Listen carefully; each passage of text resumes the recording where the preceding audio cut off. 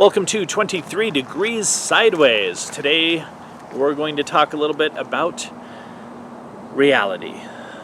What is reality?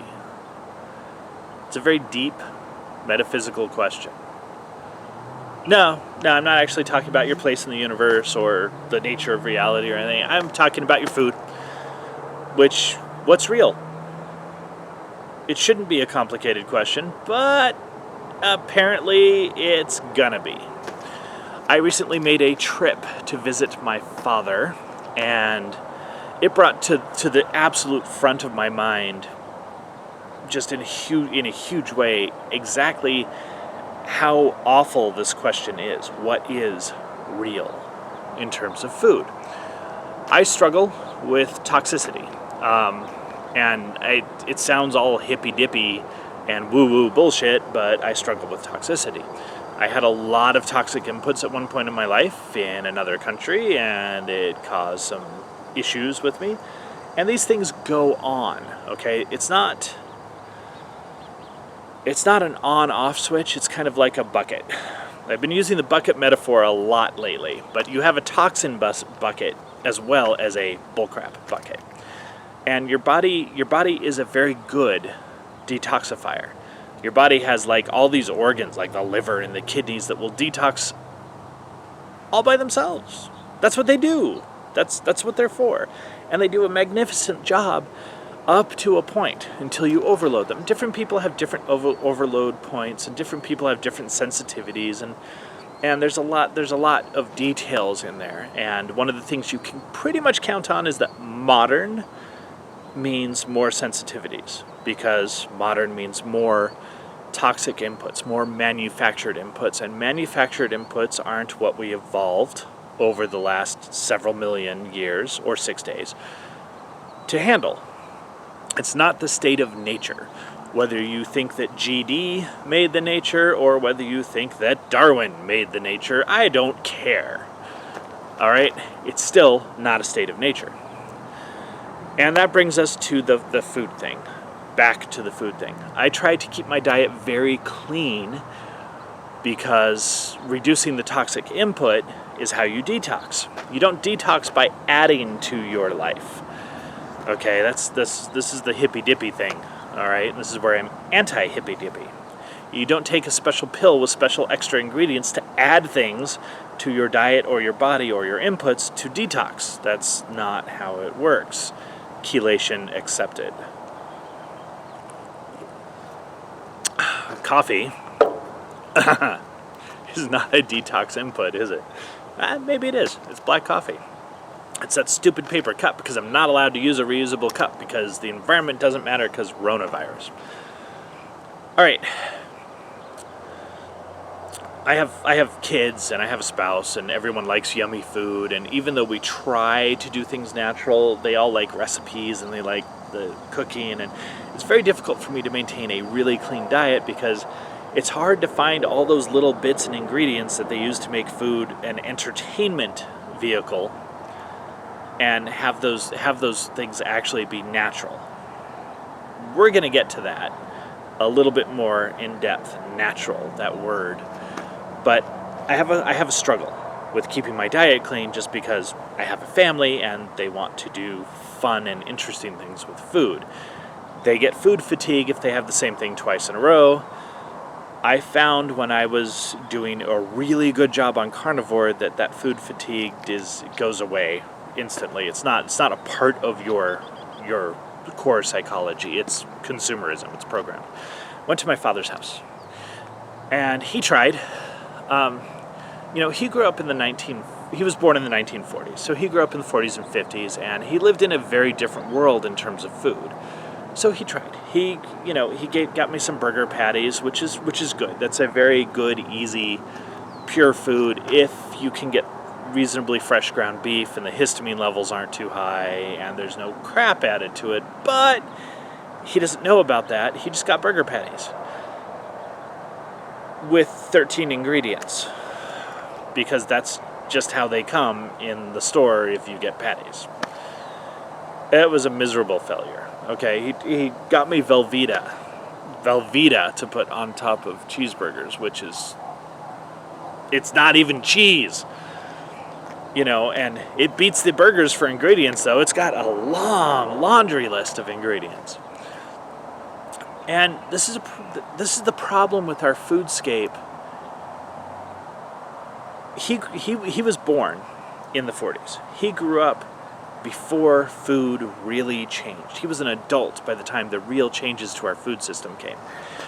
My father grew up with wheat bread that was made, or white bread, either way, that was made out of real wheat. We don't have real wheat anymore. It's sometime in the late 50s, early 60s, the market became dominated by a new kind of wheat. You've got a seed in the wheat covered by endosperm, and that's the wheat berry. Okay, we call it a wheat berry. And the endosperm is the starchy part that feeds the seed while the seed grows. The seed, in human terms, is the nutrient-dense part. So what we did was we bred new wheat. 10 times the endosperm,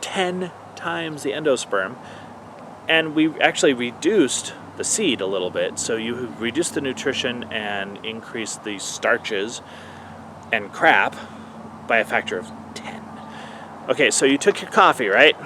You're gonna use one of those cone filters. You put 2 tablespoons of grounds in it, you make your coffee, put a teaspoon of sugar in it, you're walking away and having fun. I don't use sugar, but hey, it's a good metaphor. Now, what we're gonna do is we're gonna take that tablespoon of coffee, those 2 tablespoons of coffee grounds, we're gonna cut that down. We're gonna make it 1 tablespoon of coffee grounds, so the coffee's gonna be weak and kind of sucky, but that's okay, because we're gonna add 10 extra teaspoons of sugar. It's not the same thing. That's what we did to wheat. It's not the same thing. We even had to reduce wheat from a tall crop to a short crop. We had to literally dwarf it, grow dwarf wheat that's only a couple feet high, because the wheat berries were too heavy to stand up on the natural grass. Yeah, it's grass. It's not the same wheat. So what my father grew up with, when you say a peanut butter and jelly sandwich, he grew up with peanut butter that was, well, actually peanut butter. He grew up with jelly that didn't have any corn products in it. Like, it was a different thing. It was much more fruit and pectin because you didn't add sugar. You didn't have a cheap source of sugar to add to instead of the expensive fruit. So you had a little bit of jam, you had peanut butter, and you had bread that was actually real bread. My father loved sourdough bread, and he's always searching for the right flavor. He has different brands that he tries all the time, but he grew up with sourdough bread that took 2 days to make.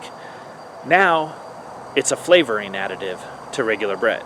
Sourdough is a flavor, not a process. It's broken. The whole food system is broken. What is real? Sourdough isn't real. Wheat isn't real.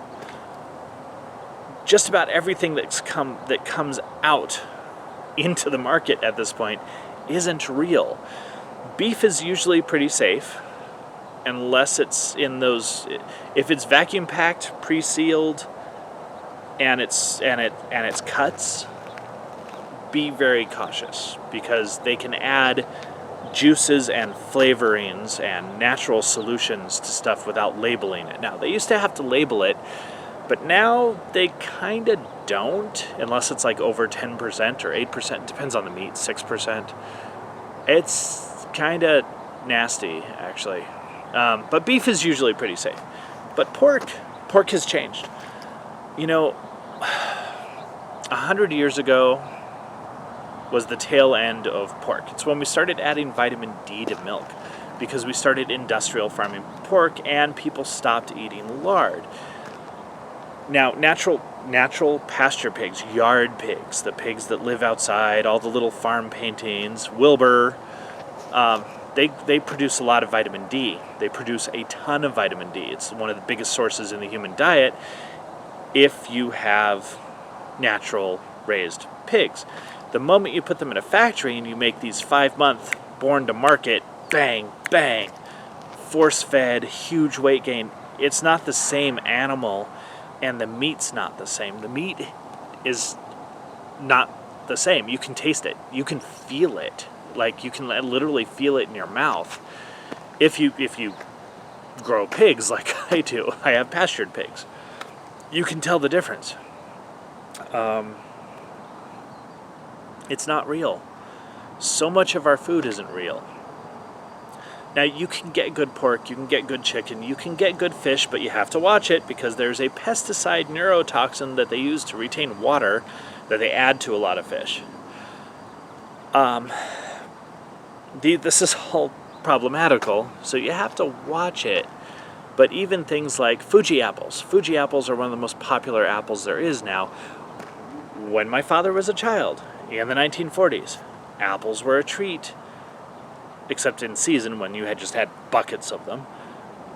And they were tartar. They were smaller, they were more tart, they were more pectinish. But we keep breeding away from that, okay? Strawberries, again, 10 times the water, 10 times the sugar for the same amount of nutrition as strawberries. That's just how we grow things. We've done that to everything. And we've been doing it for thousands of years. I mean, make no mistake, the natural predecessor of the apple doesn't exist anymore. It's all human-modified apples. And that goes for a lot of fruits. That's not... That's a problem. Like, that's a problem if you try to do a paleo diet. You're like, oh, I can have berries. I'm like, well... make sure you know what you're getting when you get a berry, because it's very hard to find actual wild berries anymore. Humans have been messing with fruits, especially, for tens of thousands of years, and you may not be able to access what is an actual wild blueberry. We sell wild blueberries in the store, but they're not wild blueberries. They're just a different variation that's smaller than most commercial blueberries. So what's real? At this point, I don't think you can go buy anything that has a label that has more than one, maybe two ingredients. There's exceptions. Black Rifle Coffee Company makes a hot cocoa powder that actually has 4 ingredients, and you can read them and you can understand them, and they make sense, and it's actually there. You know, as opposed to Swiss Miss, which is like 6 lines of ingredients, and none of it, very little of it, actually involves cocoa at all. So, what's real? Very complicated question. I know this video is dragging on, and you want to go drink your coffee and eat your donuts, but hold on for another couple minutes. Natural flavors. Don't buy anything that says natural flavors if you have any concern about toxins, sugar, carbohydrate control, or addictions, because the most common carriers for natural flavors are things like sucrose and dextrose. Sucrose for sweeter flavors, dextrose for non-sweeter flavors, because dextrose is a sugar that has no taste. And they're both sugars, and they don't go into the ingredients or the carbohydrate counts on your nutrition label as sugars, because it's natural flavors. It's a carrier for the flavor, but it's natural flavors. And you don't know what those natural flavors are always going to be. Sometimes they bear no relation to what you think they are, and I will give you an example from cleaning products, because cleaning products are just as bad as food. Lemon fresh scent usually means a scent that's derived from a species of eucalyptus, which many people are allergic to, and it has nothing to do with lemon. So it doesn't matter whether you're allergic to citrus at all, because it's eucalyptus. It's not lemon. It's just lemon fresh scent. Natural flavors could be anything, but will almost always include hidden sugar. You can't even get salt at a fast food restaurant without dextrose, sugar, in it. It's a little crazy. But remember, dextrose is a really good way for the company to keep your addiction level up. Okay, they can tie the addiction to a flavor instead of just to the sugar itself, without that sugar cephalic phase response. Okay, when you taste sweet, you have an actual response in your body to it, like insulin dump in preparation of getting the sugar. This is why artificial sweeteners are bad. All that stuff. And you can skip that, but still maintain some of the addictive effects if you use dextrose instead of sucrose. There you go. Natural flavors. Bad. What is real? Well, natural as a word in food isn't real.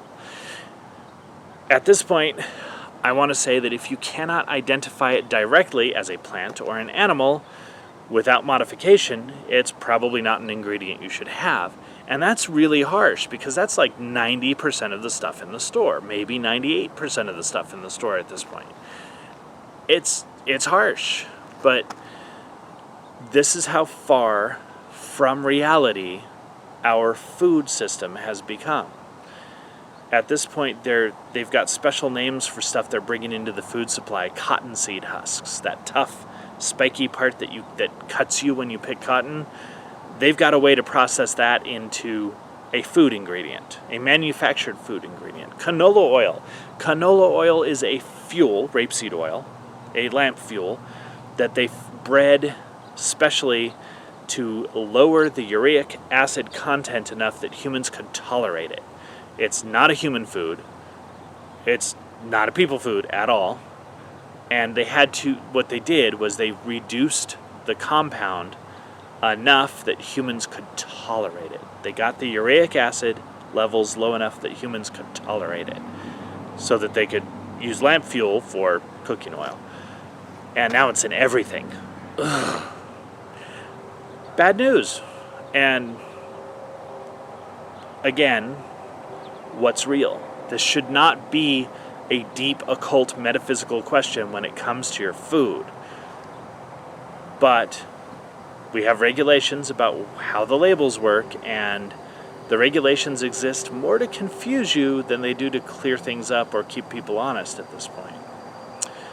So good luck in your food endeavors. If you do have health problems, you might want to consider cleaning up some of those additions. Okay? Detoxing is removing additions, not adding things to remove things. That makes no sense at all. Stay sideways. Have a good one. See you later.